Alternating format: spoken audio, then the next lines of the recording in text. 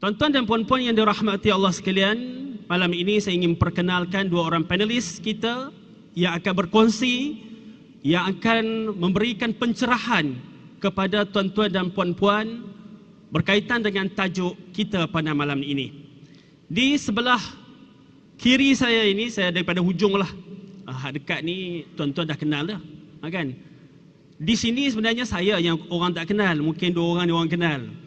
Jadi di sebelah hujung sana, iaitu yang berbahagia Major Naim, Major Muhammad Naim. Tadi tak sempat tanya nama tuan-tuan, sampai-sampai terus solat.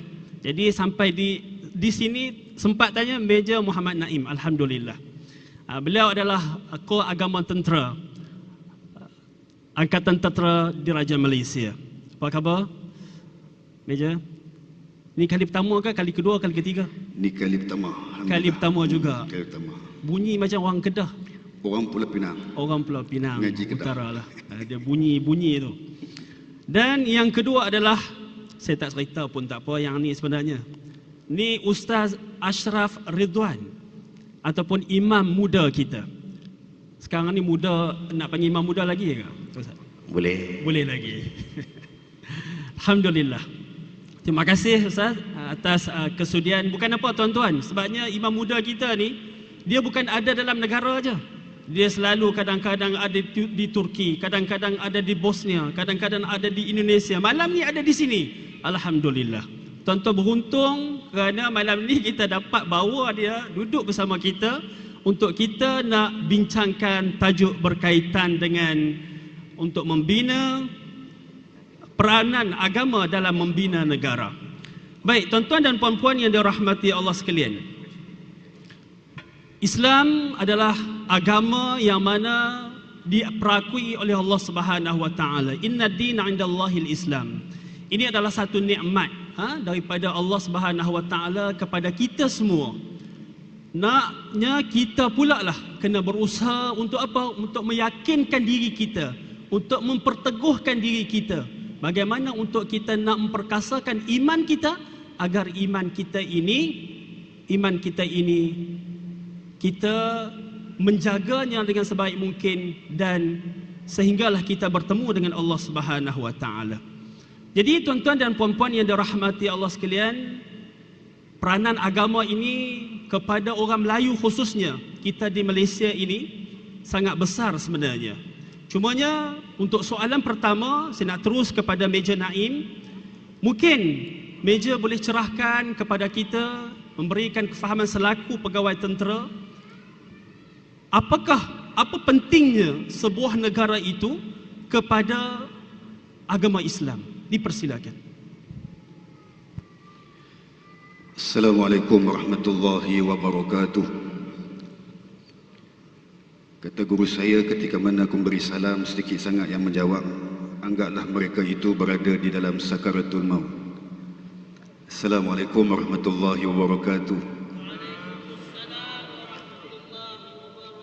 Alhamdulillahilladzi hadana lihadza wa ma kunna linahtadiya laula an hadana Allah. Asyhadu an la ilaha illallah wahdahu la syarika lah wa asyhadu anna Muhammadan abduhu wa rasuluh. Allahumma salli wa sallim ala sayyidina habibina al-Mustafa Muhammad sallallahu alaihi wasallam. Arsala rasulahu bil huda wa dinil haqq liyudhhirahu ala ad-din kullih wa kaffa billahi shahida wa ba'd. Seperti tuan moderator kita pada malam ni, yang saya hormati Al-Fadil Ustaz Imam Muda Ashraf. Tidak lupa juga yang saya hormati yang berbahagia Tuan Pegawai Paiz Petaling Jaya Ustaz Khair Zainal. Tidak lupa juga tuan-tuan dan puan-puan yang berbahagia, datuk-datuk, datin-datin, ibu-ibu, ayah-ayah muslimin dan muslimat yang dikasihi Allah sekalian. Alhamdulillah, syukurillah, syukur banyak-banyak kepada Allah Subhanahu wa taala di atas ruang dan peluang yang Allah berikan pada kita pada malam ni. Allah izinkan kita berforum pada malam ni di dalam Masjid Putra Heights yang cukup indah ini. Mudah-mudahan Allah merahmati kita dan memberkati pertemuan kita pada malam ini, insya-Allah. Apa khabar semua, sihat? Mudah-mudahan semuanya di dalam jagaan Allah Subhanahu wa taala, insya-Allah. Berkenaan dengan soalan yang diajukan kepada saya, iaitu berkenaan dengan pentingnya sesebuah negara kepada agama. Ini disebut oleh Imam Al-Ghazali rahimahullahu ta'ala. Saya ambil daripada ucapan beliau. Dia menyebut Al-Islam wal Sultan akhawani taw'amun la yasluhu wahidun minhuma illa bisahibih. Fal-Islamu ussa wal Sultan haris wa ma la ussa lahu munhadam wa ma la harisun lahu dha'i'un. Kata dia, Islam dan pemerintahan itu adalah dua adik-beradik kembar yang tak boleh dipisahkan. Maknanya, agama Islam dengan negara tak boleh dipisahkan. Kalau kita nak jadi satu buah agama, satu buah negara kita yang elok, mesti berteraskan dengan agama punya pandu arah. Kalau kita nak jadi sebuah negara yang maju, sebuah negara yang dipenuhi dengan keberkatan, dia mesti ikut apa yang disebut oleh agama kita. Maka dikatakan oleh Imam Al-Ghazali, la yasluhu wahidun minhuma illa bisahibih. Tak boleh bercerai di antara salah satu ni, tak boleh bercerai. Dia mesti bersama.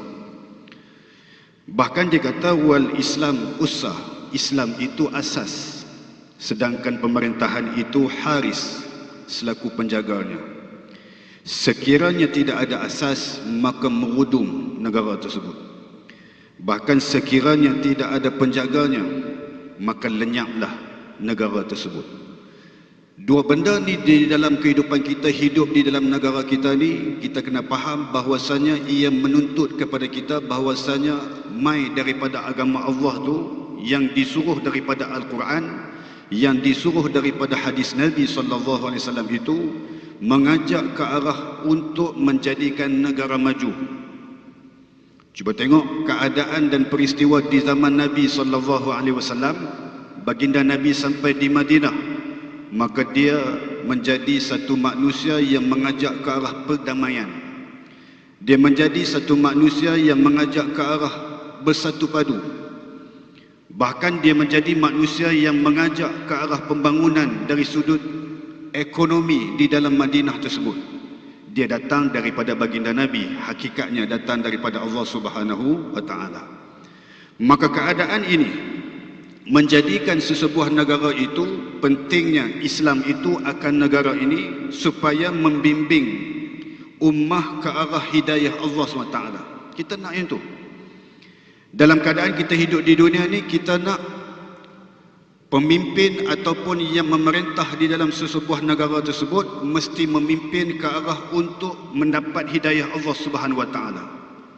Bila Allah pandu arah kita, bila Allah Subhanahu wa taala berikan hidayah kepada kita, tak ada siapa pun yang boleh menyesatkan kita. Walaupun orang itu kata kita sesat, tetapi hakikatnya setelah diberi hidayah Allah kepada kita sekalian, kita tetap benar di atas agama yang Allah pandukan kita ni, supaya kita jadi manusia yang terus menerus di dalam ketaatan dan di dalam redha-Nya di dunia ni.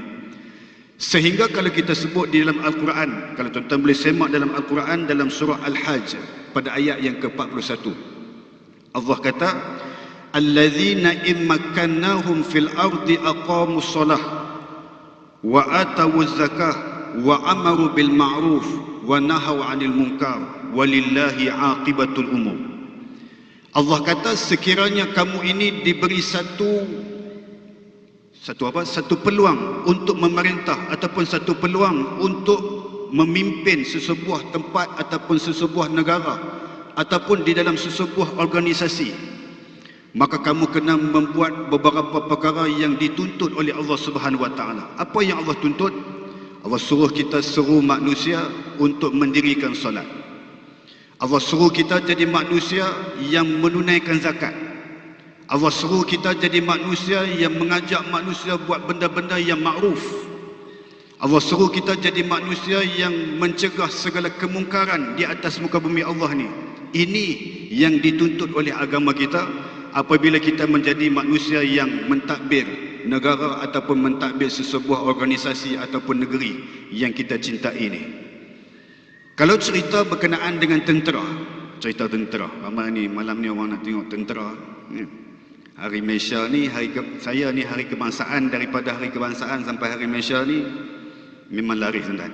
Habis hari Malaysia, habis hari kebangsaan, orang tak panggil tuan-tuan. Jadi hari kebangsaan, hari Malaysia, laris tuan-tuan. Sehari sampai 4-5 kali pergi ceramah forum ni besok tuan-tuan. Baju ni pun puas, pergi hantar Adobe pakai baju lain, Adobe yang tak pakai baju lain. Siap order lagi, ustaz, boleh tak ustaz pakai baju yang ada putamah? Mana putamah lah. Dia kata putamah. Baju ni, kami tentera ni ada 10 jenis baju. 10 jenis baju. Yang ni baju nombor 2 nama dia. Ataupun diberi nama bush jacket nama dia. Ada orang kata ustaz boleh pakai baju nombor 8. Nombor 8 ni baju loring. Ada orang kata ustaz boleh pakai baju nombor 6. Nombor 6 tu baju nak pergi makan malam. Baju nombor 10 pakaian sukan. Jadi orang tak minta lah baju pakaian sukan tu. Jadi orang minta baju putamah. Ala kulli halnya, bila kita menikmati negara kita ni dengan nikmat keamanan yang Allah kurniakan sampai ke hari ini, apa perlu kita buat? Tuan-tuan mesti jadi, ibu-ibu ayah muslimin dan muslimat yang dikasihi sekalian yang hadir pada malam ni, mesti jadi manusia yang ejen kepada agama Allah. Tuan-tuan mesti jadi manusia yang memberi manfaat kepada agama. Kesan daripada keberadaan tuan-tuan di atas muka bumi Allah ni dituntut kepada kita untuk menjadi asbab negara kita ini diberkati Allah. Macam mana nak jadi negara yang diberkati? Kita baca ayat Quran. Walau anna ahlal qura amanu wattaqau lafatahna alaihim barakatim minas sama'i wal ardh. Allah kata, kalaulah penduduk muka bumi Allah ni dalam keadaan beriman dan bertakwa kepada Allah, kami akan turun keberkatan daripada langit, kami akan keluarkan keberkatan daripada bumi untuk penduduk di atas muka bumi Allah SWT ni. Kalau kita jadi manusia yang beriman dan bertakwa, sedikit sebanyak kitalah penyumbang harmonian dan kebahagiaan di dalam negara kita ni. Ni mic dah nak habis, dia tak boleh. Jadi manusia yang dalam keadaan menyumbang keberkatan dalam negara kita ni. Apa maksud keberkatan pada negara? Iaitu Allah curahkan keselamatan pada negara kita. Allah curahkan segala tanaman-tanaman menjadi subur supaya kita menikmati segala nikmat yang ada di atas muka bumi Allah ni. Allah jadikan kita hidup dalam keadaan harmoni, walaupun dalam keadaan berbilang bangsa dan majmuk kita hidup di atas muka bumi, di tanah air kita ni. Kalau tuan-tuan pergi macam Imam Ashraf, dia banyak merantau. Saya juga banyak merantau ke negara-negara OIC. Saya pernah sertai misi of Yaman. Kalau tengok dekat pingat saya ni, dia ada satu pingat daripada Arab Saudi. Arab Saudi bagi pingat sebab kita join misi dia, dia anugerahkan, dia menghargai keberadaan kita di sana. Bila kita sampai di Riyadh, kita bertapak di Riyadh, kita tengok keadaan penduduk di Yaman. Penduduk di Yaman, kalau kita tengok dalam skrin TV, dalam CCTV yang dibawa tayang daripada drone yang berada di sempadanan Yaman dan Arab Saudi tersebut, kita akan tengok keadaan Arab Yaman dalam keadaan dihujani peluru yang tidak mana-mana mai, dalam keadaan tak diundang sampai kepada mereka. Saya tengok sendiri dengan mata saya. Waktu dalam mesyuarat tersebut, nampak keadaan penduduk-penduduk di Yaman siap boleh monitor lagi, tolong fire orang yang naik basikal tersebut, matikan dia, pum, mati tuan-tuan. La ilaha illallah. Saya kata, ni kerja apa ni? Kerja apa ni? Membunuh manusia tanpa diketahui siapa dia orang tersebut, identiti siapa, kita pun tak tahu siapa dia orang tersebut, tetapi dibunuh. Dibunuh oleh siapa? Dibunuh oleh orang-orang yang kita tidak tahu siapa dia orang yang membunuh dia tersebut, dalam keadaan mati dia di Yaman tersebut tuan-tuan. Negara lain aman tuan-tuan, macam kita ni. Kita aman, boleh semayang, boleh duduk dalam forum elok-elok, boleh duduk ramai-ramai dalam berjamaah, boleh duduk dalam masjid cukup indah ni. Syukurlah dengan nikmat ini, maka taatilah Allah di atas segala nikmat yang Allah berikan, keselamatan, keamanan di dalam negara kita ni, jangan buat huru hara di negara kita ni, sebok kami nanti. Sebok tuan. Pernah berlaku di mana? Ops Daulat waktu peperangan dengan tentera suluk. Saya pun terlibat juga di situ tuan. Tentera suluk tu yang berperang dengan tentera suluk, saya terlibat juga yang tu. Ni peringat dia dan yang ujung ni peringat Ops Daulat tuan. Peperangan di Ops mana? Ops Daulat. Pun bahaya tuan. Janganlah tuan. Cukuplah tuan. Anak bini menangis tuan. Kata matilah suami aku ni. Tak ada lah suami lepas ni. Jadi balulah aku. Jadi tuan-tuan, hargailah nikmat keselamatan ni. Jaga elok-elok. Mudah-mudahan ada kebaikan di atas kita mentaati Allah dengan mensyukurinya. Allah anugerahkan berkekalan, keselamatan dan keamanan kepada negara kita yang tercinta ini, insya-Allah. Jadi pentingnya Islam akan pemerintahan, akan bumi Allah ni, akan dunia ni, akan negara kita ni, untuk menyebarkan manusia-manusia ni supaya menjadi manusia yang mendapat hidayah Allah, mendapat redha Allah, mendapat keampunan Allah. Baldatun thayyibatun wa rabbun ghafur, negara yang dipenuhi dengan keampunan dan keberkatan daripada Allah Subhanahu taala. Saya serahkan kepada moderator. Terima kasih. Baik, terima kasih kepada Major Muhammad Naim atas perkongsian kepada kita. Sangat menarik tuan-tuan. Kalau kita lihat kepada apa yang Major cerita tadi berkaitan dengan peperangan di Yaman, itu yang saya sebut tadi itu. Negara kita sekarang ni negara di belah-belah Asia, belah-belah Tenggara lah, Asia Tenggara ni, sebenarnya kita sekarang ni menjadi pendamai. Menjadi pendamai kepada negara-negara dunia. Jadi nak ceritanya, di sebelah sini ni damai sekarang ni, aman. Di sebelah mana yang tak aman? Sebelah Eropah sekarang, di Ukraine, sebelah Arab, di di Syria, di Yaman dan sebagainya. Di sini sekarang ini menjadi tempat teduh, tempat yang selamat bagi mereka-mereka yang lari ke sini. Kalau kita tanya, mungkin ada rakan-rakan kita daripada Syria, kita tanya, nak balik tak lagi ke Syria? Dia tak nak balik lah. Dia kata, aku nak mati sini sebabnya anak aku ada di sini, dia belajar di sini, aman, tenang. Dia pergi pagi, pasti dia akan balik petang. Kalau di Syria, dia kata, pergi pagi, belum tentu dia boleh balik petang. Tuan-tuan dan perempuan yang dirahmati Allah sekalian, itulah nikmat keamanan yang kita kecapi sekarang ini. Kalau kita lihat Imam Muda, kalau kita lihat pemerintahan Islam, lihat kepada sirah Nabi Muhammad sallallahu alaihi wasallam. Apabila masuk sahaja ke Madinah, Nabi ni pertama sekali dia akan membina masjid. Membina masjid. Jadi kita sekarang ni kita berada dalam masjid yang mana rumah Allah Subhanahu wa taala. Sebenarnya walaupun kita nampak macam ni, ialah memang cantik masjid ni, tapi kita lihat je macam ni, masjid ni mempunyai peranan yang besar. Mungkin Imam Muda boleh berkongsi pencerahan berkaitan dengan itu peranan masjid kepada membina negara. Dipersilakan. A'udzubillahi minasyaitonirrajim. Bismillahirrahmanirrahim. Assalamualaikum warahmatullahi wabarakatuh.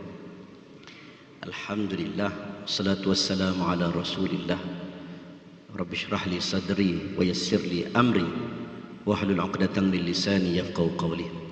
Terima kasih Ustaz Imran, pengerusi majlis, moderator. Saya kasih Major Muhammad Naim, ahli panel segandingan malam ini, pengerusi, ahli jawatan kuasa, Tok Imam, Tok Bilal, Tok Siyak, datuk-datuk, datin-datin, alim ulama, asatizah, hadirin hadirat, muslimin dan muslimat yang dirahmati Allah sekalian. Apa khabar orang Putrahai? Sakaratul maut sungguh. Masjid baru no. Saya dulu rajin juga lalu sini, duk dengar-dengar kata nak buat Masjid Putrahai, duk nampak iklan-iklan, siap dah. Cantik masjid. Pertama kali saya masuk, pertama kali solat, pertama kali jugalah ceramah. Jadi alhamdulillah, syukur pada Allah. Sebut pasal masjid tuan-tuan, kalau Ustaz Imran sebut Nabi masuk Madinah, ada orang nak sponsor tanah untuk buat Masjid Nabawi, Sahal dan Suhail. Nabi kata aku beli ya. Nabi beli tanah tu. Kita dengar macam-macam pasal masjid. Cumanya dalam zaman Nabi, fungsi Masjid Nabawi zaman Nabi, zaman sahabat, sama tak sama dengan masjid yang ada pada hari ini? Itu je kita nak cerita. Tuan-tuan pergi, kalau kata meja sampai ke Yaman, tuan-tuan pergi Papua New Guinea ke, tuan-tuan pergi pelusuk dunia hujung Jepun ke, tuan-tuan boleh tengok ada orang yang cakap Arab pun tak pandai, tapi dia boleh sebut la ilaha illallah. Mai mana mereka tu daripada Masjid Nabawi? Jadi hari ini kita kena cerita tentang masjid. Dia penting. Kalau dekat Selangor ada lebih kurang 428 buah masjid. Surau saja kat 2000 lebih masjid. Kalau seluruh Malaysia kat 6200 masjid. Ni orang JAKIM lepas tahulah. Masjid banyak dekat Malaysia. Kalau kita cerita tentang, saya duduk Turki, tadi Ustaz sebut, ni nak pergi minggu depan, nak pergi balik dah Ustaz. Pergi pula. Kalau tuan-tuan teringat, apabila Sultan Muhammad Al-Fatih dia masuk saja ke dalam Konstantin, membenarkan hadis Nabi, la tuftahannal Konstantiniyah fala ni'mal amir amiruha wala ni'mal jaysh dhalikal jaysh. Akan dibuka kota Konstantin oleh sultan yang terbaik dan tentera yang terbaik. Dia masuk-masuk, antara benda yang pertama dia buat, dia pergi ke bangunan yang dipanggil The Great Church. Dia ada Katolik, dia ada Ortodoks. Rom Timur, Rom Barat. Rom Barat dekat Vatikan, dekat belah Itali. Kalau Rom Timur, Ortodoks dekat Konstantin. Tukar nama jadi Islambul. Akhirnya sekarang jadi Istanbul. Rumah saya Ustaz dalam Konstantin. Istanbul besar Ustaz. Istanbul besar. Bukan rumah saya, rumah sewa. Tapi kena banyak beton, kena duduk jugalah. Dalam kawasan tu, dalam kawasan Fatih. Jadi kita tengok masjid yang diberikan gambaran. Kalau ikut sejarah, sebahagian kata Muhammad Fatih masuk, dia rampas Hagia Sophia, antara bangunan paling besar pada zaman Eropah, daripada tahun 300. Runtuh, pemberontak tahun 500 lebih Masihi, sampai tahun 1000. Byzantine jaga, macam-macam peristiwa berlaku. Bangunan yang cantik itu tukar jadi Hagia Sophia. Ada sebut kata dia masuk, dia rampas, tukar masjid daripada church. Tapi ada kajian terkini mengatakan bila Erdogan baru-baru ni tahun 2018 tak salah, apabila bukan 2018, dia membenarkan menukar daripada museum daripada tahun 1924, Mustafa Kamal Atatürk isytihar sebagai museum, dia tukar kepada masjid. Orang buat kajian, boleh jadi Sultan Muhammad Al-Fatih dia beli masjid itu, dia beli church itu, lalu dia wakafkan. Maka mereka berjuang untuk kembali kepada masjid yang diwakafkan. Kalau kita tengok Abdul Rahman Ad-Dakhil, Tariq bin Ziyad dengan Musa ibn Nusair masuk ke Jabal Tariq, hari ini kita panggil Gibraltar, masuk ke Andalus, ke Spanyol. Ini mungkin ramai dah pernah pergi ke Granada, Cordova. Daripada church Visigotik tukar jadi masjid. Ada sebabnya. Penting. Jadi kita tengok function-function ini diletakkan macam satu pusat asas bagi sebuah negara. Maka kita pun nak rujuk balik pada sejarah. Apa sebenarnya yang berlaku zaman Nabi dan sahabat Nabi menggunakan masjid? Yang tu sejarah-sejarah lah. Tapi kita nak baca balik, kita ni adakah kita betul-betul praktis sama hidup pagi, petang, siang, malam? Kita hidup seperti zaman Nabi sallallahu alaihi wasallam. Ada kajian daripada Imam Besar Masjid Istiqlal Jakarta. Ni masjid negara Ustaz. Masjid negara kot Istiqlal ni ya. Masjid Negara Indonesia. Prof Nasruddin Umar. Dia kata kajian dia 20% saja masjid digunakan untuk ibadah. 80% selain daripada ibadah. Tapi asal dia kena perkemaskan bahagian ibadah. Fi buyutin adzinallah an turfa'a wa yudhkara fiha ismuh. Tempat yang di mana disebut nama Allah. Sebab itu ada orang menyebut sejahat-jahat manusia, sezalim-zalim manusia adalah orang yang buat jahat kepada orang yang datang masjid. Wa man azlamu mimman mana'a masajidallah an yudhkara fiha ismuhu wa sa'a fi kharabiha. Betapa zalimnya orang itu apabila dia menghalang orang masuk masjid, Padahal masjid tempat mengingati Allah. Asasnya masjid tempat kita kemaskan macam mana nak solat, kipasnya, airconnya, tempat ambil wuduknya, macam mana nak solat dengan Qurannya, tuan-tuan ada imam lantikannya, mudah untuk dapat akses untuk solat masuk ke dalam. Ini semua dikatakan perkemas bahagian ibadah. Okey, tak apa 20%. Lagi 80% apa dia? Maka kita pun tengok-tengok rupa-rupanya masjid ni tuan-tuan banyak fungsi dia. Even kalau kita tengok zaman Nabi ada orang stay dalam masjid begitu lama. Itu nama Ahlus Sufah. Ahlus Sufah 70 orang sebahagian riwayat kata, 80 orang, ada sebahagian kata 100 orang. Sebahagian riwayat kata pernah sampai 300 orang Nabi buat kenduri dekat belakang masjid. Ahlus Sufah. Ahlus Sufah ni siapa? Inilah kita kenal nama Abu Hurairah. Inilah kita kenal nama Abu Dhar.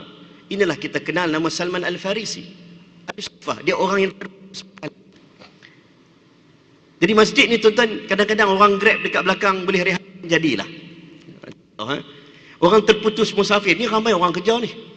Boleh jadi ada yang nak balik rumah tak jadi balik ni, dia singgah masjid. Tapi dia dapat rehat. Lebih baik daripada dia tak rehat di sini, dia pergi rehat kat tempat lain, dia rehat dekat masjid. Alhamdulillah. Maksudnya daripada tiang yang tidak ada apa, tidak ada dinding, disebutkan diletakkan beratus orang untuk duduk di situ. Masjid sebagai pusat kebajikan. Kalau tuan-tuan tengok dalam misi peperangan pernah berlaku, sahabat Nabi nama Sa'ad, dia kena panah dekat bau, darahnya mengalir. Nabi buat kemah khas sebab Nabi nak ziarah Sa'ad dekat masjid. Ketika mana darahnya mengalir, orang jadi tak tentu hala, darah siapa ini? Darah Sa'ad, dan dia syahid dekat masjid.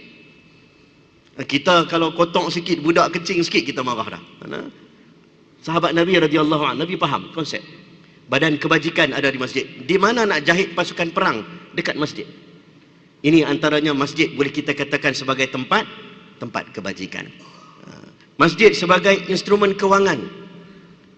Macam mana nak jana pendapatan? Orang susah bila masuk masjid dapat rasa kesenangan. Sebab itu kadang dijauhi, contohlah saya tak tahu Jais, kalau ada orang mai minta macam pusat zakat, orang mai minta, dia minta sama ada dia layak tak layak zakat tu, dia mai saja pejabat, dia layak tak layak, dia terputus bekalan, dah ada allocate duit dah nak bagi kat dia. Bagi. Dia nak cerita kata dia putih tak putih tu nombor 2. Itu isi borang nak tengok, sebab duit zakat bukan boleh bagi ikut dan. Dia kena bagi kepada orang yang layak, dia tak boleh bagi. Itu bukan duit pegawai zakat. Itu bukan duit tu imam. Ni duit masjid, duit orang amanah, dia kena bagi kepada orang tertentu. Tapi ada allocate dia, sebab orang masuk, orang keluar, dia takkan rasa susah. Maka kita pun jadikan masjid sebagai instrumen kewangan. Sebab itu Umar Al-Khattab radhiyallahu anhu tuan-tuan, apabila dapat harta ghanimah daripada peperangan rampasan Iraq, harta ghanimah, bila dapat harta ghanimah, Umar Al-Khattab radhiyallahu anhu tak bagi. Waktu itu nak kumpul harta dekat Baitul Mal. Dia kata, stop dulu, aku tidak akan letak di mana-mana harta ghanimah rampasan Iraq ini, di mana-mana kawasan berbumbung pun di sini, melainkan bumbung masjid. Pergi letak kat masjid dulu. Maksudnya ada function daripada harta, boleh generate income daripada mana? Daripada institusi masjid. Sebab institusi kewangan kita ni banyak tuan-tuan. Bukan zakat, bukan wakaf. Kita ada luqatah, kita ada harta fa'i, banyak lagi instrumen, lebih kurang 27 instrumen kewangan dalam agama kita.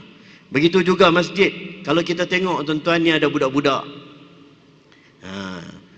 Dulu Yaumul Arubah, sebelum nama hari Jumaat, dulu orang panggil apa? Hari Sabtu, Ahad, Wahid, ngaji bahasa Arab. Ahad, Isnin, Salasa, bahasa Arab 1, 2, 3. Salasa, Al-Arba'ah, jadi Yaumul Arbi'ah, hari Rabu. Khamsah, hari Khamis. Hari ke-6 dia tak panggil hari ke-6. Dulu dipanggil Yaumul Arubah. Orang datang dan orang akan present syair. Masjid tempat mana yang duk simpan bakat, di masjid lah mereka akan present. Sehinggalah namanya dikenali, idza nudiya lis-salati min yaumil jum'ah, turun ayat surah Jumaat, lekatlah hari Jumaat, lekatlah kita punya cerita hari ini, kita kumpul pada hari Jumaat.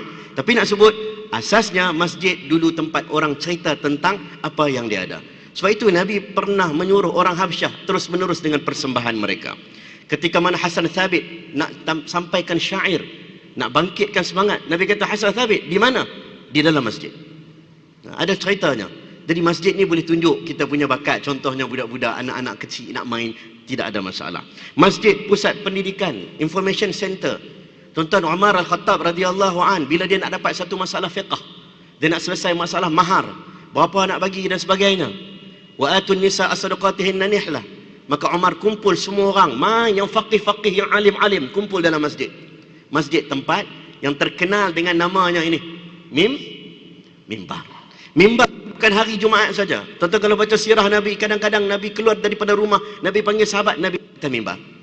Sikit-sikit naik atas mimbar. Tempat penyampaian ilmu, tempat nak dapat ilmu. Sebab tu kalau jemaah tabligh, dia asas masjid ni dia letak beberapa. Antaranya, kalau tuan-tuan ikut jemaah tabligh, dia kata yang pertama ibadah, yang kedua dakwah.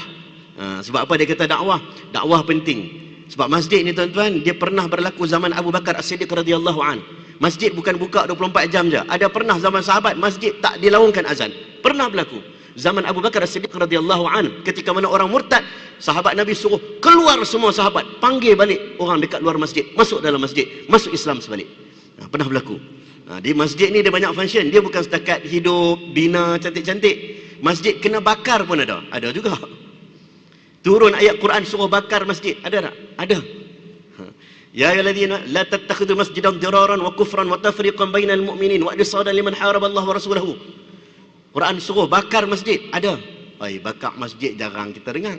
Duk dengar cerita kumpul duit bina masjid. Ni bakar. Ada. Masjid dirar.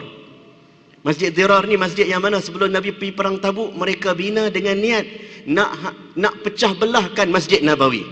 Orang munafik bina masjid nak pecah belahkan Masjid Nabawi. Maksudnya di sini tuan-tuan, masjid ni cantik macam mana pun Ustaz Imran, meja, cantik macam mana pun, elok macam mana pun, tapi kalau dia tak berfungsi menyatukan orang Islam, nothing masuk masjid. Al-Quran suruh bakar. Tu kata masjid ni function dia, ada function dia. Sebab itu disebut bila masuk dalam masjid, orang datang dengan tenang.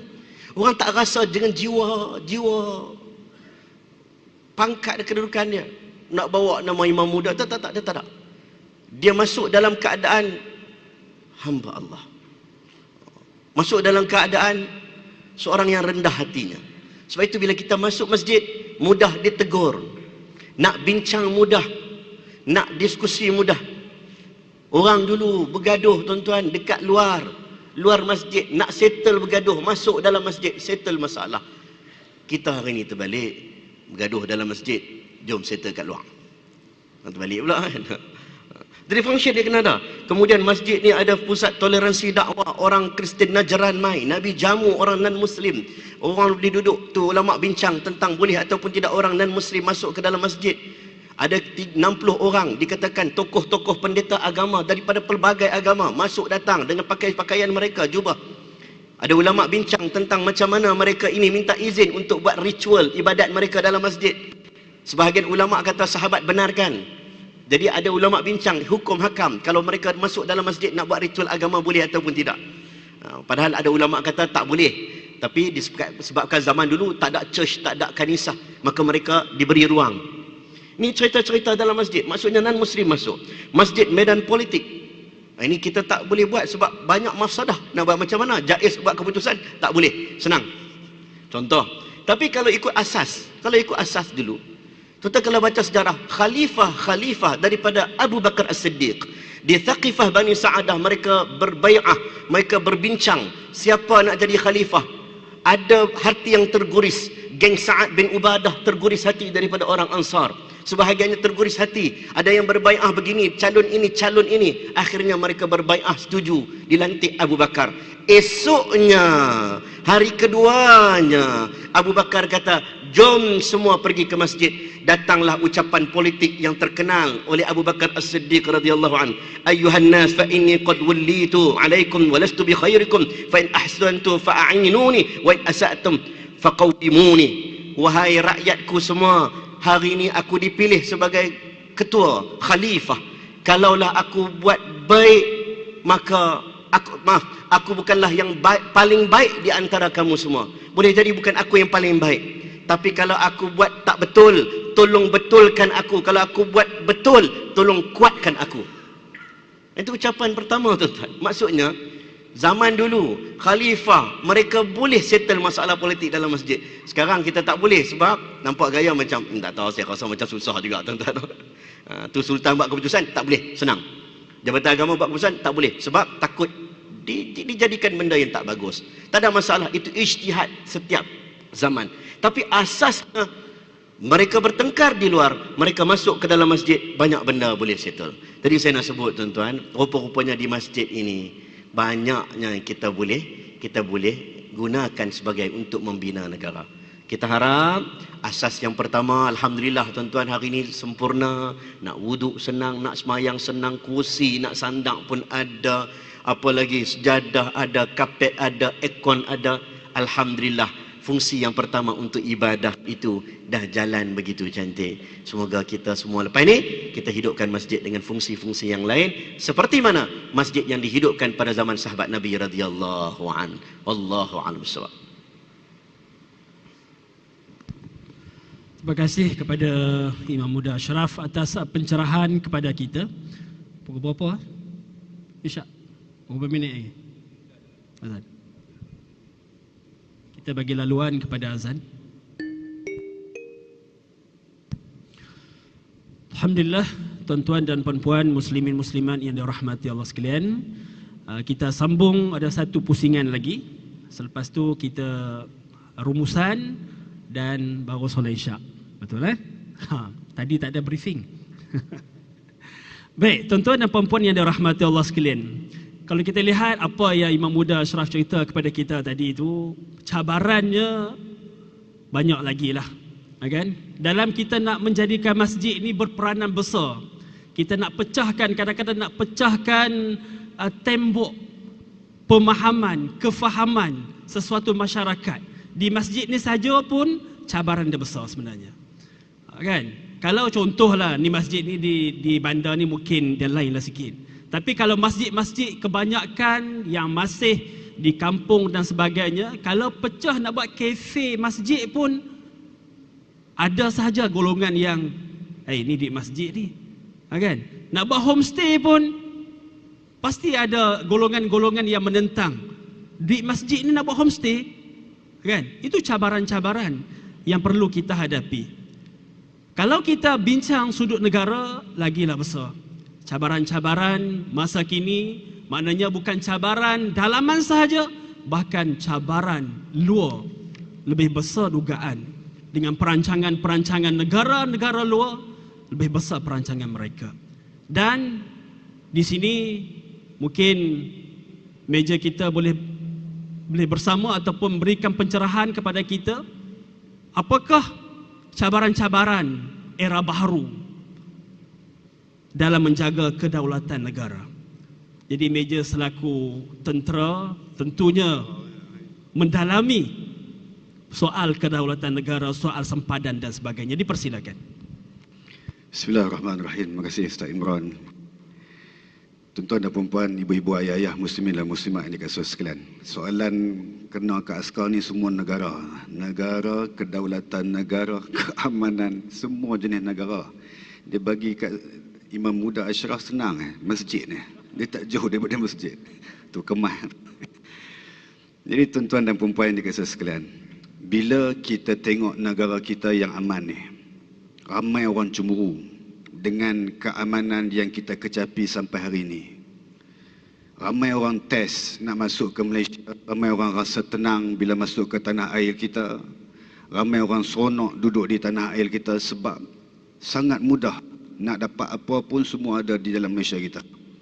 Nak makan masakan daripada Timur Tengah ada di Malaysia. Nak makan dari sudut makanan-makanan daripada Korea ada di Malaysia. Semua ada. Jadi sesuai untuk didiami oleh mana-mana bangsa dan puak sekalipun ada di Malaysia ni, sesuai. Warna kulit apa pun di Malaysia kita ni tenang dan semua boleh dapat. Inilah yang dicemburui oleh negara-negara lain. Bila negara-negara lain tengok keadaan kita di Malaysia ni boleh hidup dalam bangsa yang majmuk, dalam warna kulit yang berbeza ni, dalam agama yang macam-macam agama, tetapi kita boleh duduk aman serumpun di dalam satu negara ni, maka kita kena berhati-hati, sebab di sana ada beberapa ujian yang akan kena pada kita. Ujian apa? Ujian dari sebab kecemburuan manusia akan kebahagiaan yang kita kecapi ini. Kita kena ingat di persempadanan negara kita. Tuan-tuan, kalau tuan-tuan pergilah di sempadan-sempadan negara kita ni, tuan-tuan pergi kalau belah-belah Kedah tu, tuan-tuan boleh pergi ke ada satu tempat namanya Tasik Banding. Tuan-tuan pergi ke Tasik Banding. Kalau tuan-tuan pergi ke Kelantan, nak pergi ke Jeli tu, lalu ikut Tasik Banding. Itu tempat operasi tentera di situ. Kalau tuan-tuan pergi ke Sabah, dia ada di pesisiran pantai tu, ada tentera-tentera yang menjaga di sana. Tuan-tuan kena bayar segala penat lelah pasukan-pasukan keselamatan kita, termasuk tentera, termasuk polis, termasuk APMM, termasuk maritim yang sedang menjaga ni, dengan kita menjaga sehabis-habis baik negara kita ni, dengan keamanan yang kita kecapi ni, hidup jangan buat huru-hara di tanah air kita ni. Jangan, tuan-tuan. Dah seronok dah kita ni hidup di dalam keadaan aman ni, dah seronok dah, tuan-tuan. Puas kita berjalan di merata-rata negara ni, tuan-tuan, balik ke tanah air bila flight kita dalam keadaan landing ni, kita seronok, Masya Allah, seronoknya Malaysia, Masya Allah, tenang kita, tuan-tuan. Pergi negara Arab, tuan-tuan, dalam keadaan kucak-kacir, dalam keadaan lintang pukang, dia punya adab dia punya undang-undangnya, balik ke tanah air kita, senang dan tenang kita. Tuan-tuan, ini kisah sekalian. Tuan-tuan tak payah nak omok-omokkan bahawasanya segala pasukan-pasukan keselamatan di tanah air kita ni tak buat kerja. Buat kerja, tuan-tuan. Saya cukup panas. Bukan saya saja, geng-geng askar, geng-geng pasukan-pasukan keselamatan ni cukup panas. Kalau orang kata tentera makan tidur waktu aman ni, pandailah hampa makan tidur. Kalau tuan-tuan pergi duduk dekat kem-kem tentera, tuan-tuan akan tengok pagi-pagi mereka buat apa. Pagi-pagi kami berlari, tuan-tuan. 3.4 km lari ikut masa. Sebab apa berlari? Nak kuatkan fitness kami supaya kami senantiasa siap sedia untuk tidak bersedia apabila berlaku sesuatu benda di tanah air kita ni yang ada manusia yang cuba mencabar kedaulatan negara. Kami buat latihan. Hari-hari ada latihan, hari-hari ada latihan. Tak cukup dengan latihan, kami kuasai ilmu-ilmu yang sepatutnya kami kuasai, iaitu ilmu-ilmu di dalam peperangan. Kami kuasai. Ada orang, tadi saya jumpa pakcik. Jadi saya kuliah di Tazkirah Jumaat di masjid lapangan terbang ceramah itu, Tazkirah Jumaat tadi. Keluar masjid, ada orang pakcik ni dia jumpa saya. Dia kata, "Ustaz ni bukan askar kan?" Saya kata, "La ilaha illallah." Saya kata, "Aku pakai baju askar ni." Dia kata, "Aku bukan askar." Dia ingat aku pagat dah. Saya kata, "Saya askar." Dia kata, "Askar? Ustaz memang askar betul?" "Askar. Tapi Ustaz bagi agama kan, tapi Ustaz tak pegang senjata kan." Dia cuba nak menidakkan apa yang dia buat. Tuan-tuan, saya kursus 9 bulan, tuan-tuan. Nak jadi askar ni, nak jadi pegawai tentera ni, kursus 9 bulan. Saya balik Al-Azhar. Mula-mula saya jadi tok imam di Masjid Petaling Jaya. Malam ni ada jemaah saya datang. Dia dengar tok imam dia datang sini, dia main sini, tuan-tuan. Itu hebat ni jemaah ni. Memang fanatik betul, tuan-tuan. Main sampai sini. Tuan-tuan, kursus 9 bulan ni, tuan-tuan, kami diajar menembak semua jenis senjata. Kami diajar semua. Cara nak pegang, cara nak buka, memasang GPMG, cara nak baling bom, cara nak main RPG, cara nak tembak, cara nak pasang, cara nak hidupkan senjata, cara nak baling bom, semua diajar. Bila diajar ni, ada satu ilmu yang ada pada kita yang kita mencuburi bidang ketenteraan ni, kita rasa satu nikmat. Sebab kita tahu apabila satu benda nanti, apabila Allah nakkan negara kita ini diuji dengan benda-benda yang sepatutnya kita nak, kita dah ada persiapan untuk nak menentang dan nak berlawan dengan orang-orang yang menjadi musuh kepada negara kita. Tuan-tuan juga sekalian. Kadang-kadang saya ada jumpa Ustaz Jakim seronok jumpa Ustaz Jakim, Ustaz Bakar. Bakar ni polis tuan. Dia Badan Agama dan Kaunseling, PDRM. Macam itulah. PDF daripada Jakim. Bila dia tengok kita, Ustaz, teruk lah sekarang. Teruk lah, memang teruk. Mana ada senang. Kami polis teruk. Teruk apa? Hang awam nak teruk apa? Kerja macam awam. Mana ada apa? Tak payah lari. Tak payah jumpa orang selut. Tak payah jumpa orang nak kena senam diri. Tak payah. Dia kata betul lah Ustaz. Tapi syok lah jadi askar. Mai masuk. Dia kata dah masuk dah lah. Dia kata sebab tak mampu lah. Tuan-tuan. Ni persepsi manusia ni. Yang paling panas sekali orang kata buat kerja. Tuan-tuan. Buat kerja tuan-tuan. Semua pasukan-pasukan keselamatan kalau tuan-tuan tengok nak buat persiapan ni, nak menjaminkan kedaulatan negara ni, kami dipenuhi dengan latihan. Setiap hari ada latihan. Setiap minggu ni tuan-tuan lari saja, lari. Sebab tu payah nak tengok askar borai-borai ni, payah tuan-tuan, payah.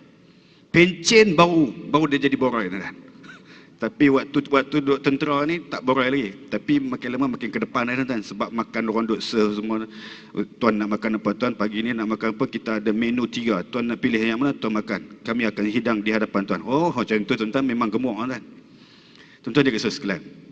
Ceritanya, bila pasukan-pasukan keselamatan kita buat kerja hari-hari ni tuan-tuan, mereka sedar ataupun kita tak sedar, mereka sedang gadai segala kebahagiaan, segala apa yang dinikmati oleh orang lain di dalam rumah tangga masing-masing. Mereka gadai semua tu, mereka bersengkang mata di persempadanan negara. Duk cengkang mata ni tuan-tuan.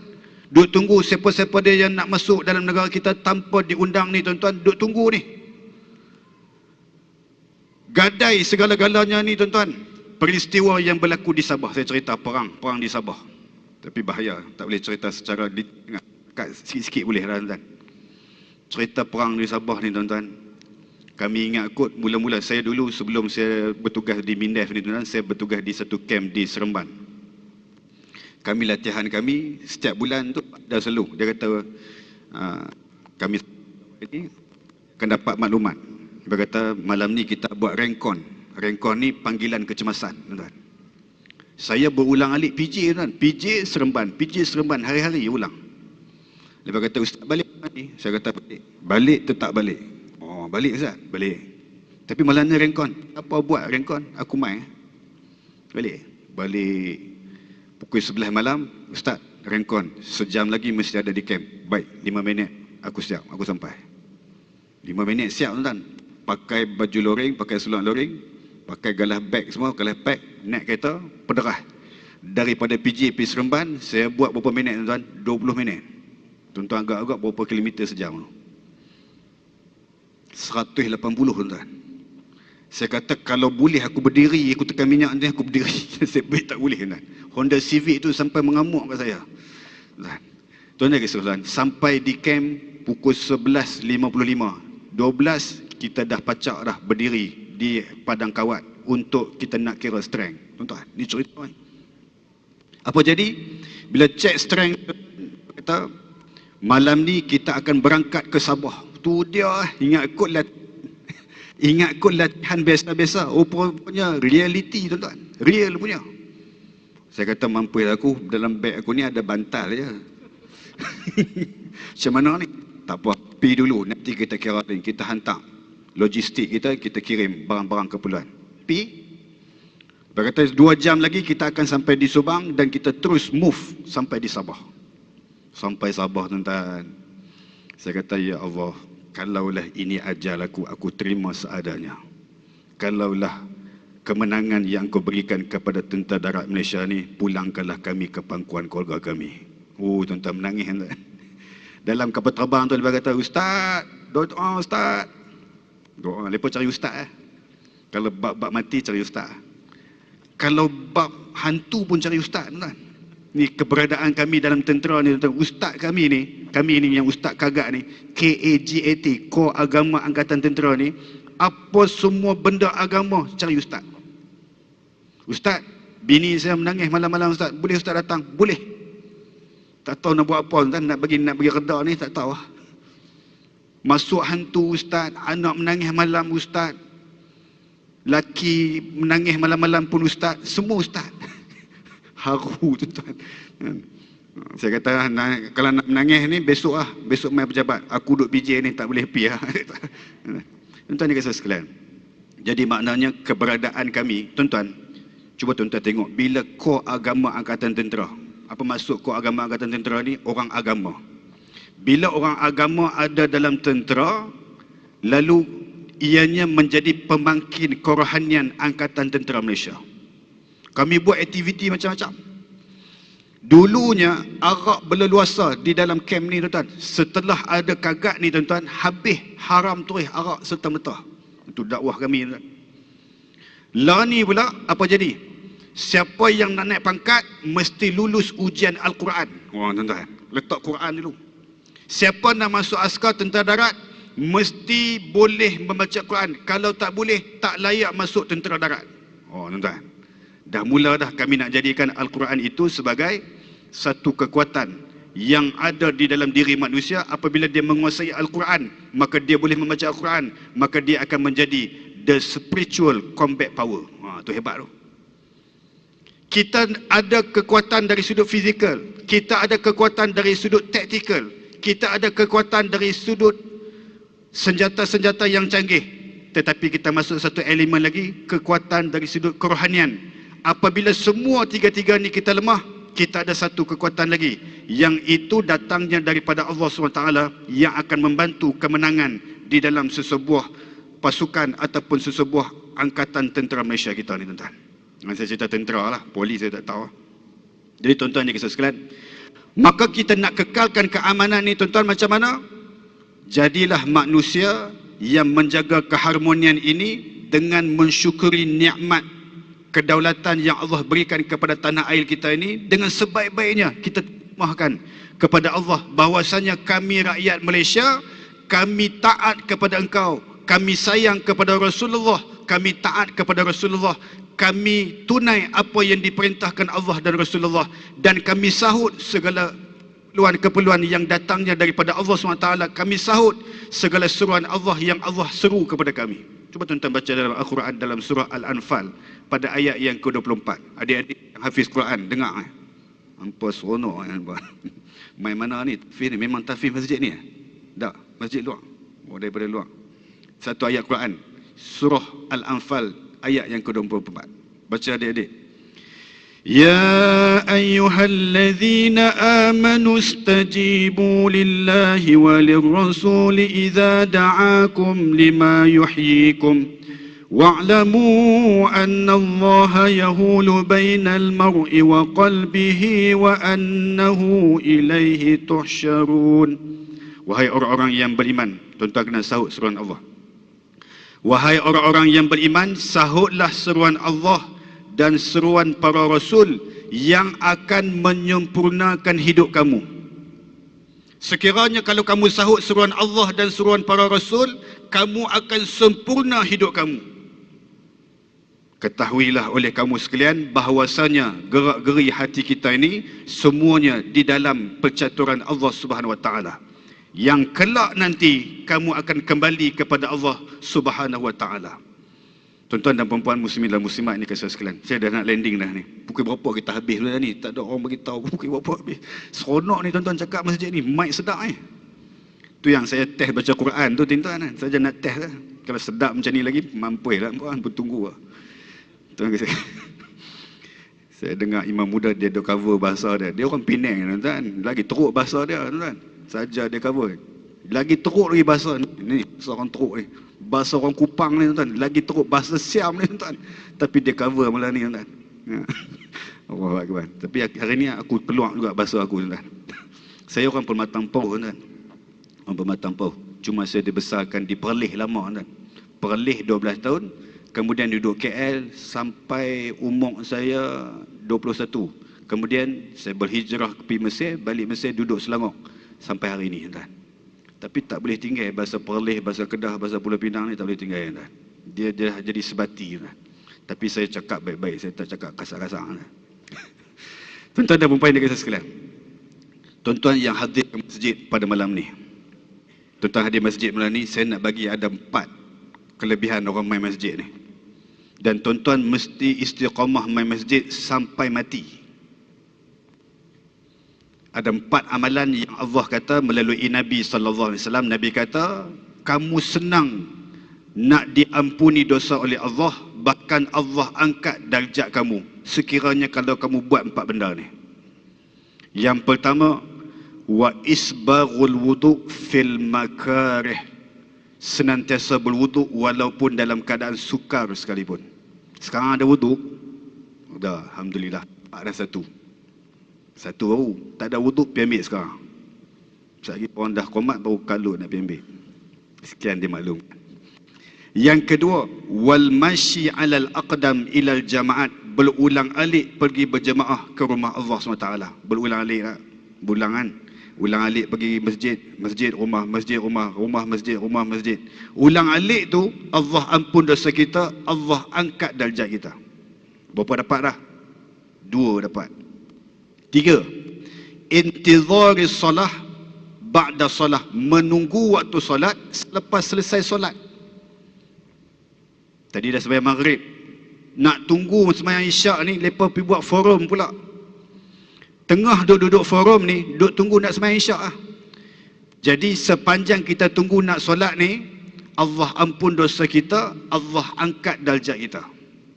Cuma yang keempat ni susah sikit, tetapi saya sarankan buat di masjid. Yang keempat ni apa dia? Wa mut'imul ji'an. Memberi makan kepada orang yang lapar. Semua lapar, tak lapar boleh balik. Lapar tunggu. Tuan-tuan ni kisah sekalian, semua ni ada makan di JK Masjid. Ada cantik. Makan apa malam ni? Ada special. Alhamdulillah. Tahniah masjid, tahniah Pak Ip kita yang ada malam ni. Dia yang sponsor makan malam ni. Bagus Pak Ip. Pak Ip ni apa dia tuan-tuan? Pejabat Agama Daerah Petaling Jaya. Ni tuan-tuan, ni orang dia. Tuan-tuan apa-apa mengadu ke dia. Ni Ustaz Khair Zenar, sahabat saya di Mesir tuan-tuan. Kami mengaji Mesir sekali. Nama dia pun Khair. Bila Arab tanya kata, Izayyak ya am Khair. Dia sebut nama dia lah.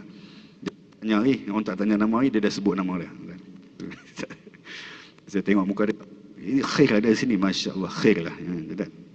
Tuan-tuan sekalian, buat makan tuan-tuan, jangan tak buat makan. Tuan-tuan jangan harap masjid buat. Tuan-tuan semua orang kaya ni, kawasan ni semua orang kaya, saya kata. Semua orang kaya. Tuan-tuan mesti sponsor masjid. Malam ni siapa kuliah malam ni meja ustaz nak kuliah, tak apa saya sponsor. Macam tu, kena jadi macam tu. Sebab apa? Nak rebut peluang supaya Allah ampun dosa tuan-tuan dan Allah angkat darjat tuan-tuan. Jadi macam tu. Jadi tuan-tuan dia kisahkan, ada satu surau saya cerita, satu surau di Batu Kif. Saya kuliah subuh, tengah-tengah duduk kuliah subuh ni, perut saya bunyi royak. Saya kata lapar dah aku ni. Saya tanya waktu kuliah tu, pagi ni ada makan? Dia orang buat belakang macam ni. Oh, maknanya tak ada makan. Saya buat keluar hadis ni, tuan-tuan. Saya buat keluar hadis ni. Saya kata, siapa yang jamu makan, Allah SWT ampun dosa dia, Allah angkat darjat dia, bahkan syurga rindu kepada dia. Waktu saya sebut tu, ada seorang pakcik lari keluar tu. Dia lari keluar. Saya kata, mesti dia marah kat aku ni. Rupa-rupanya dia tak marah kat saya, tuan-tuan. Dekat-dekat nak habis kuliah, dia masuk. Dia nak peluh dia. Dia masuk, Ustaz, pagi ni ada makan roti canai, kari kambing. Ya Allah. Saya kata, saya pun sponsor. Saya sponsor. Duit gas. Bini saya suruh beli gas, tapi saya tak beli gas, saya beli roti canai. Kemah kan, teman-teman. Saya tak takut lah, pakcik. Tak apa. Bini saya boleh settle. Yang jemaah surau ni, saya nak settle. Saya nak bagi semua makan. Oh tuan-tuan, saya kata jemaah, jom kita angkat tangan, kita doa kat pakcik ni. Saya doa dalam bahasa Melayu, menangis pakcik tu, tuan-tuan. Selepas tu saya tanya bersurau, hari ni ada makan? Ustaz, sejak Ustaz cakap tu, setiap pagi, setiap malam ada makan, Ustaz. Oh, tuan. Saya kata duit siapa? Duit individu tertentu, tanpa diberitahu siapa manusia yang sponsor tu. Oh, apa tuan? Barulah dapat. Sebab apa jadi macam tu? Kita nak kebersamaan kita berjamaah di rumah Allah. Sebab apa nak kebersamaan kita dalam rumah Allah? Kita nak pupuk keharmonian, kita nak pupuk kebahagiaan, kita nak pupuk keharmonian hidup di dalam negara daripada masjid. Ni, tuan-tuan duduk dalam masjid ramai-ramai ni, kita keluar daripada masjid nanti, kita bawa balik keberkatan ke dalam rumah tangga kita. Kita bawa balik keberkatan kepada isteri dan anak-anak kita. Isteri di rumah duduk lena ni tuan-tuan. Kalau lena kalau isteri tak lena, alhamdulillah dia tunggu kita. Kita balik lagi dia tanya, abang hari ni ceramah apa? Hari ni bukan ceramah, hari ni forum. Ustaz tu cerita apa? Tak ada apa-apa, okey lah ustaz. Yang tu yang dia tahu tuan-tuan. Haru betul ya tuan-tuan. Ceritalah apa yang kita cerita malam ni. Paling-paling tidak 1, 2, 3, 4 perkara ni cerita lah. Bagi dia dapat manfaat sama apa yang kita dapat pada malam ni. Jadi tuan-tuan, semuanya bermula di dalam masjid. Kalau kita nak bina kebahagiaan dan keharmonian negara kita ni pada masjid. Orang luar nak main masjid, ahlan wa sahlan. Orang agama lain nak main, ahlan wa sahlan. Ahlan, main lah, main masjid. Mai kami nak tengok masjid ni macam mana. Dia punya ibadah dia. Kami nak tengok boleh? Boleh. Duduk atas tu tengok tuan-tuan. Saya heran tu pintu tu sebab apa ada tu. Saya heran tu. Pintu tu kalau buka tu boleh terjun terus kan macam mana tuan-tuan. Saya dah heran daripada sini tuan.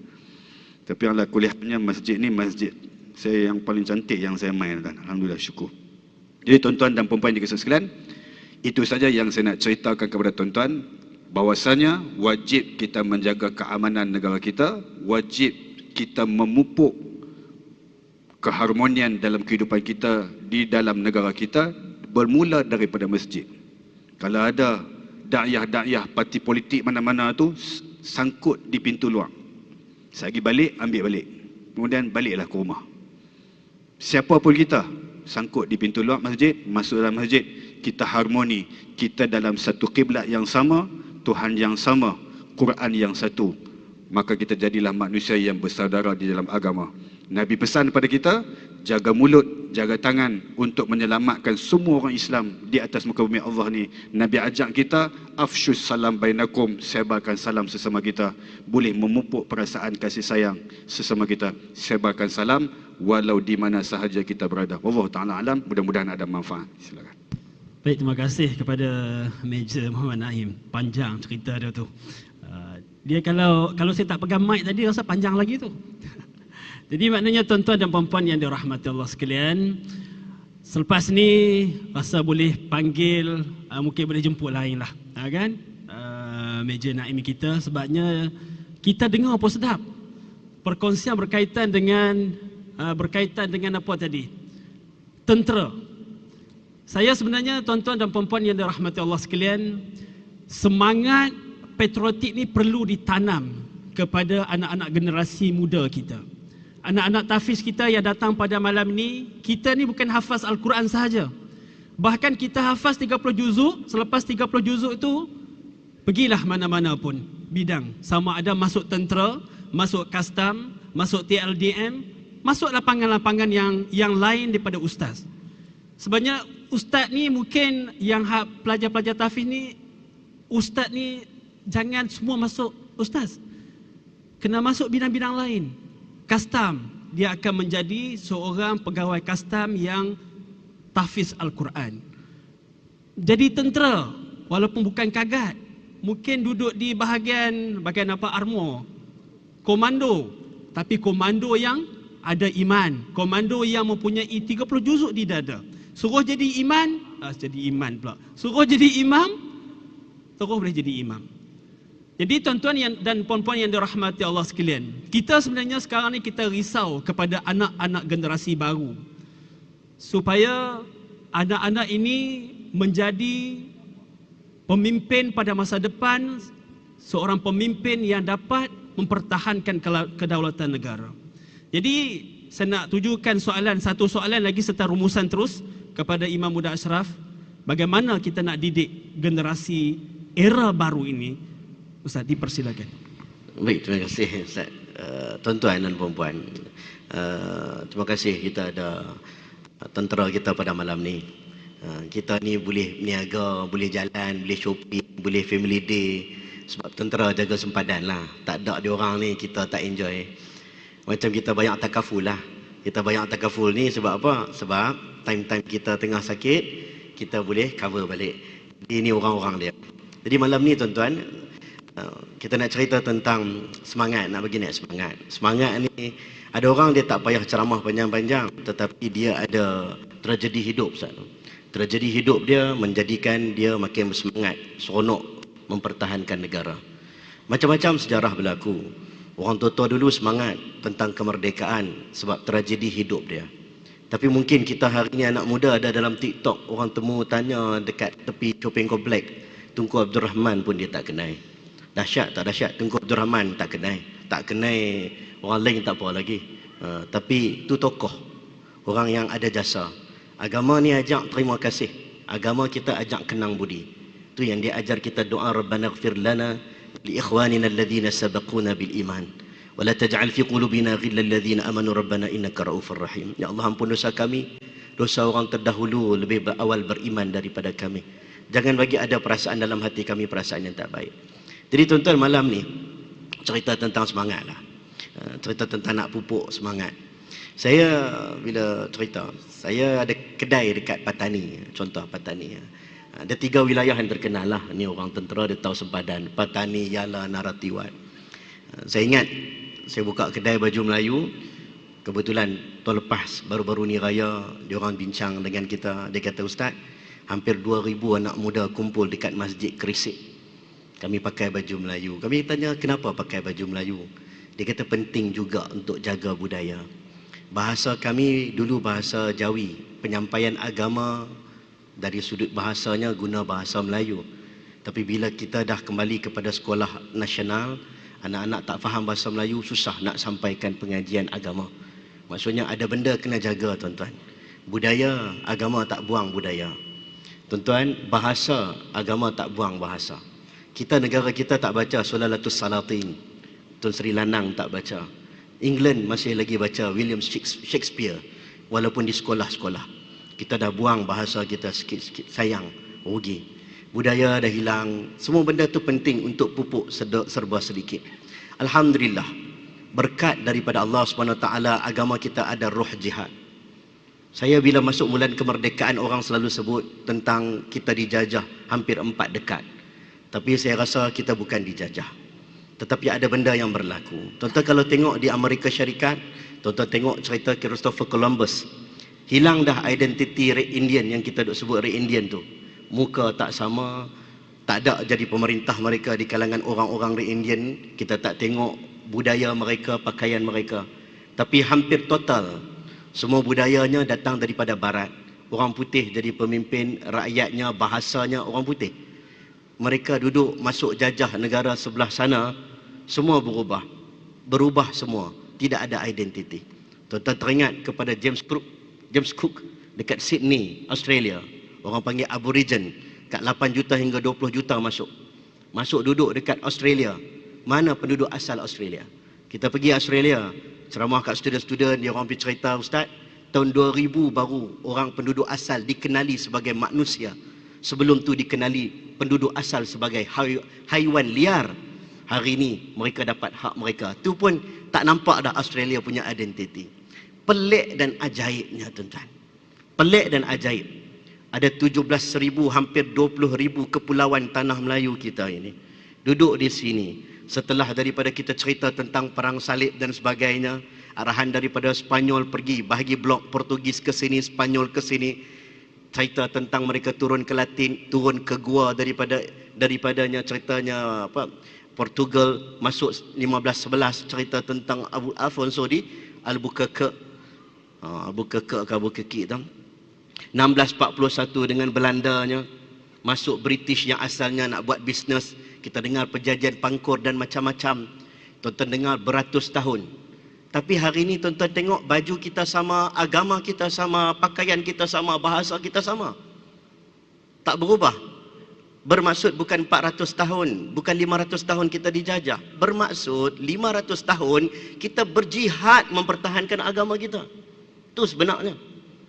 Tuan-tuan, anak-anak muda tak kenal Dol Said, tak kenal namanya Abu Hassan Munas, Tok Janggut. Orang cerita, betul tak betul, ni sumber sekunder lah. Letak kepala dekat bawah, lepas kena bunuh, kaki letak ke atas, usung daripada Pasir Putih sampai ke Kota Baru. Tunjuk kalau lawan orang putih, inilah jadi dia. Ini pemberontak. Bahasa kita guna bahasa tu waktu kat sekolah. Kita cerita tentang Abdul Rahman Limbong. Kita cerita dia minta tuntutan tanah milik Allah. Kita duduk sekolah ni, mengaji sekolah ni, ustaz tahulah. Kita pun cakap, takkan Abdul Rahman Limbong tak mengaji tentang undang-undang? Semua tanah milik Allah habis ya? Cek-cek balik background dia. Ini buku sejarah. Zaman saya belajar dulu, saya ingat ramai kita belajar buku sejarah. Abdul Rahman Limbong ni pertahankan tanah. Tanah hak milik Allah. Teroka dapat. Kita rasa macam tak kena, takkan senang macam tu je. Cek-cek background, dia ada background undang-undang selain daripada seorang ulama. Bila cek-cek balik, rupanya yang dituntut itu adalah tanah wakaf. Tapi bahasa kita dulu sebut kepada dia, letak atas lori, diusung di seluruh Terengganu, dibawa, tunjuk kat semua orang. Ini adalah pengkhianat. Ini bahasa orang dulu. Sejarah.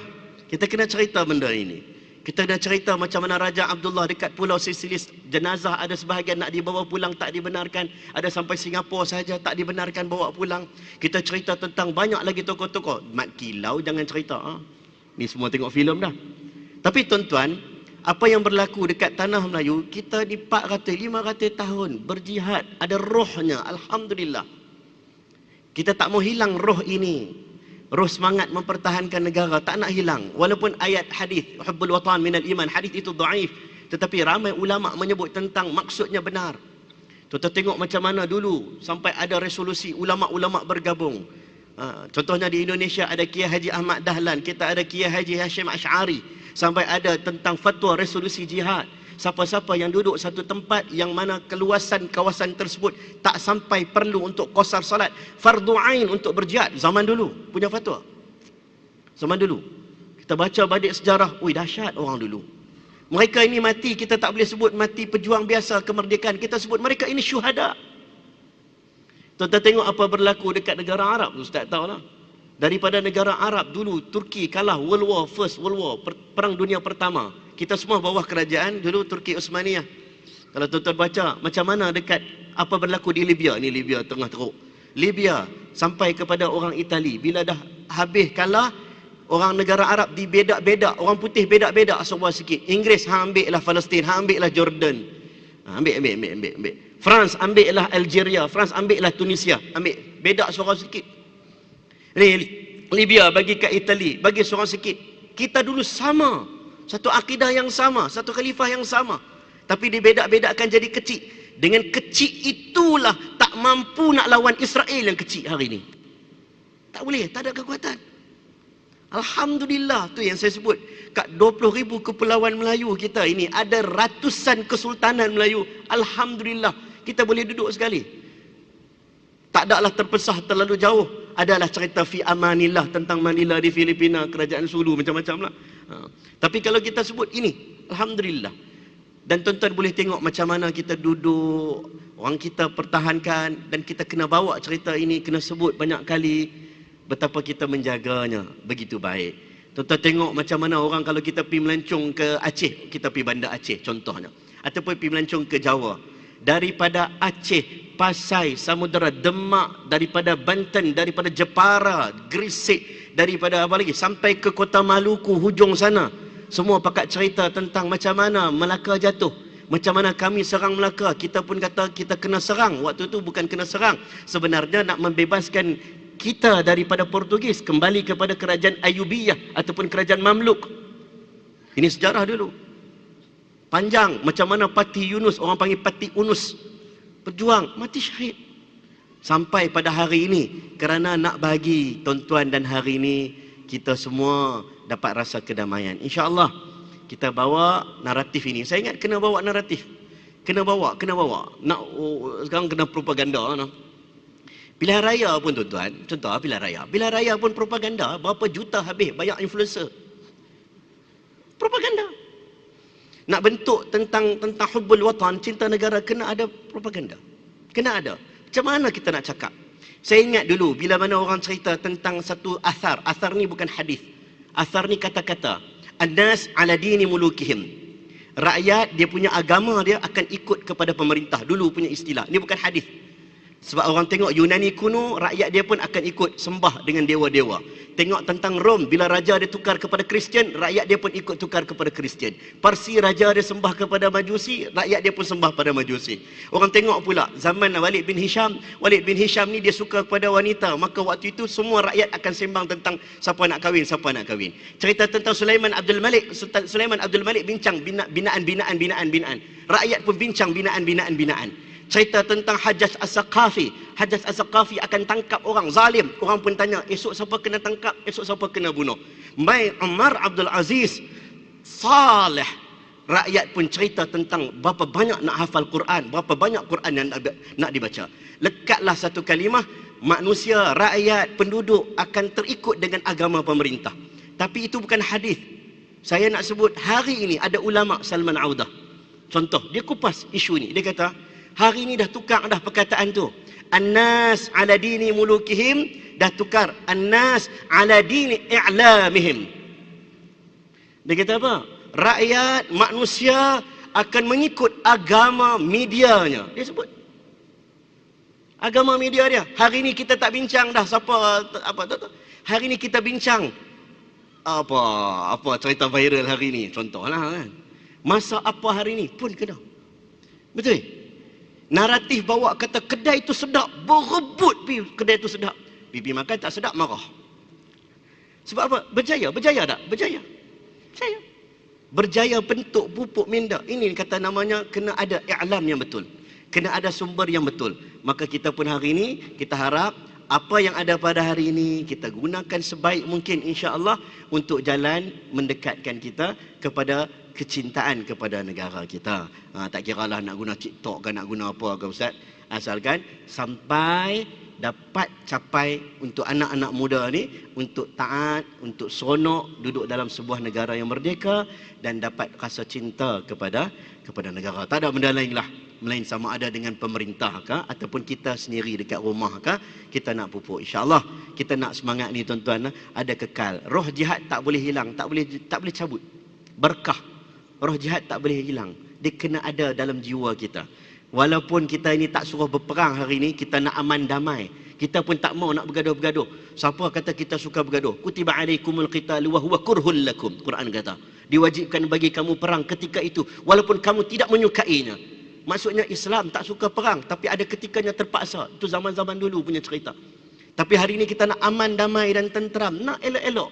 Tapi semangat cinta negara itu tetap tak boleh putus bagi semua orang yang ada pada hari ini. InsyaAllah semoga kita semua dapat kekuatan. Wallahu a'lam bishawab. Cukuplah pada malam ni. Tak maaf Ustaz ambil masa panjang.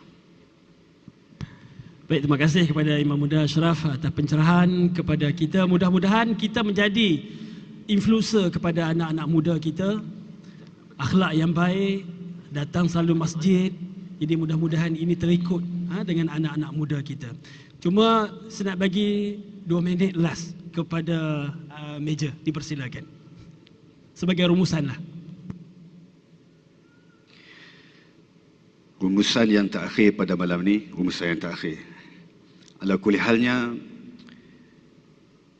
hargailah nikmat keamanan yang kita kecapi sampai hari ini dengan mempersembahkan kepada Allah melalui ketaatan kita kepada Allah Subhanahu Wa Taala dan kepada baginda Nabi sallallahu alaihi wasallam. Yang kedua, di dalam kehidupan kita di dunia ni, jangan lupakan sahabat-sahabat kita seagama dengan kita. Tolong jaga dengan sebaik-baiknya dan tolong jangan caci maki hamun dan tolong jangan menyakiti hati mereka. Bahkan manfaatkan apa yang kita ada itu ke jalan Allah Subhanahu Wa Taala. Tuan-tuan ada kepakaran apa? Create dan persembahkan untuk agama Allah Subhanahu Wa Taala. Jadi orang yang bermanfaat kepada agama. Yang ketiga, harmonikan negara kita ini dengan menjaga dan menunjuk dan mempamerkan segala apa yang ditinggalkan oleh Nabi sallallahu alaihi wasallam dari sudut attitude-nya baginda Rasulullah, percakapannya, tutur katanya, perbualannya serta adabnya, pamerkan kepada seluruh manusia di dunia ni bahwasanya kita mai daripada baginda Nabi Muhammad sallallahu alaihi wasallam punya ajaran. Yang ketiga yang boleh kita buat rumusan pada malam ni, apa-apa pun kita di manapun kita, siapapun kita, jadilah manusia yang senantiasa mendekatkan diri kepada Allah SWT walau di mana sahaja kita berada. Dan yang kelima yang boleh kita ambil pengajaran pada malam ni, syukurilah serta berterima kasihlah kepada Allah SWT atas nikmat yang kita kecapi sampai hari ini. Apa nikmat yang kita dapat, jangan tengok pada nikmat tersebut, tengoklah siapa yang memberi nikmat tersebut kepada kita. Maka kita akan dapati Allah lah segala-galanya. Jadi itu saja, mudah-mudahan ada manfaat. Terima kasih semua atas jemputan. Terima kasih kepada Pak Is Petang Jaya. Terima kasih semua kepada tuan-tuan dan puan-puan, ibu-ibu, ayah yang dikasihi sekalian. Mudah-mudahan Allah jadikan masjid ni, jemaah-jemaahnya semua, Allah jadikan semua kita ni hamba-hamba Allah yang istiqamah di dalam beribadah kepadanya, dan Allah merahmati kita dan menjadi penyebab segala kehadiran kita pada malam ni kepada seluruh orang yang berdekatan dengan masjid ini, menjadi penyebab Allah turunkan rahmat, keselamatan dan keamanan serta kebahagiaan, khususnya di negeri Selangor Darul Ihsan ini, insya-Allah. Allah Taala alam, wa hadza wabillahi taufiq wal hidayah. Wassalamualaikum warahmatullahi wabarakatuh. Waalaikumsalam warahmatullahi taala wabarakatuh. Terima kasih kepada Meja Muhammad Naim dan Imam Muda Ashraf di atas perkongsian kepada kita sepanjang sejam setengah kepada kita. Mudah-mudahan segala ilmu yang dikongsikan pada malam ini kita dapat mengambil manfaat dan mengamalkannya, insya-Allah. Jadi apa yang baik itu daripada Allah Subhanahu Wa Taala, apa yang kurang itu daripada kelemahan diri kami sendiri. Saya sudahi dengan wabillahi taufiq wal hidayah. Wassalamualaikum warahmatullahi taala wabarakatuh. Saya kembalikan kepada pengacara majlis. Dipersilakan.